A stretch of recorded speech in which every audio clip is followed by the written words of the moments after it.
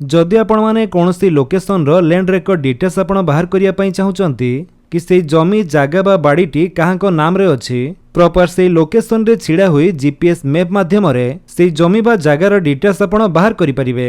से जमीटी को लोकेशन रे रहिछि तार डिस्ट्रिक्ट ब्लॉक ग्राम पंचायत विलेज तहसील से जमीर खाता नंबर प्लॉट नंबर ओनर बा मालिकंक नाम लैंड टाइप एवं एरिया केते हेक्टर बा एकर से जमीटी रहिछि तेमिति से जागार डिटेल्स आपण गोटिए क्लिक रे बाहर करि परिबे। तबे केमिति कोन रहिछि एरा पूरा प्रोसेस टी आसंतु देखिबा।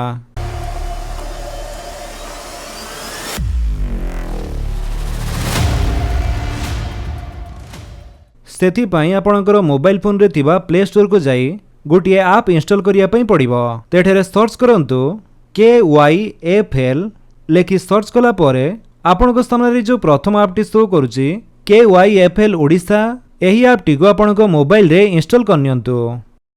ऐप टी आपणकर इंस्टॉल हला परे ओपन करंतु। तापरे आपणको ए ऐप रो इंटरफेस टी किछि एमिति शो करूथिबो। एठी प्रथम आपणको लोकेशन को अलाउ करिया पई पड़िबो।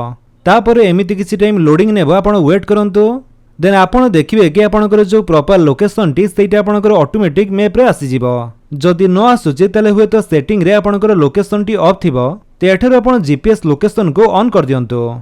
लोकेशन टी ऑन कला परे आपणकर जो प्रॉपर लोकेशन टी रहिछि सेटा आपणकर ए मैप रे ऑटोमेटिक आसी जिवो। तेटा होछि आपणकर 3D मैप। आपण चाहिले एठार रोड मैप मध्ये देखि परिबे।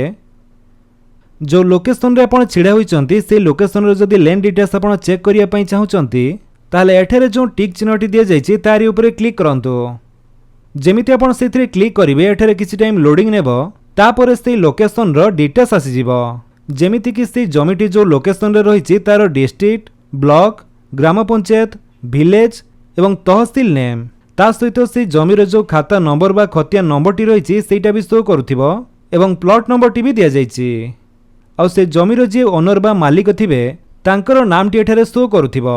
जदि से जमी रे एकरु अधिक मालिक थिबे तले से समस्तंकर नाम सहित तांको पितांको नाम तांकर जाति कोन ए सब आपण एठारे देखिया पई पाउथबे। ता सहित लैंड टाइप से जगाटी घर बाड़ी की आउ कोन एरिया बा केते हेक्टर से जगाटी रहिछि एरिया इन एकर रे मध्ये एठारे दिया जाइछि। ता सहित थाना नंबर पुलिस स्टेशन नेम तो एमिति आहुरी अनेक डिटेल्स एठारे दिया जाइछि। तो ये तो क्लिक करी आपण एमिति जीपीएस द्वारा करेंट लोकेशन बा आपण जो लोकेशन रे रहिचंती तार लैंड डिटेल्स आपण चेक करि परिबे। किंतु जदि आपण मैनुअली कोनसी अलगा लोकेशन रो लैंड डिटेल्स चेक करिया पई चाहुचंती ताले सेथि पई आपण के ऑप्शन रे क्लिक करिया पई पड़िबो। तापरे आपण ई मैप रे मैनुअली कोनसी भी लोकेशन को सिलेक्ट करी एठारु तार लैंड डिटेल्स चेक करि परिबे। तो एमिति आपण चाहिले कोनसी लोकेशन रे आपण छिड़ा होई तार लैंड डिटेल्स आपण बाहर करि परिबे। जदि आपण वीडियो भल लागिस आपण वीडियो को लाइक कर दियंतु आपण सांग मान भितर शेयर करी जणांतु। आउ जदि आपण हम चैनल नुआ चैनल को सब्सक्राइब करी बेल आइकन दबाई ऑल नोटिफिकेशन कर दियंतु ताकि जतन वीडियो अपलोड करिवे आपण देखि परिबे। Thank you for watching.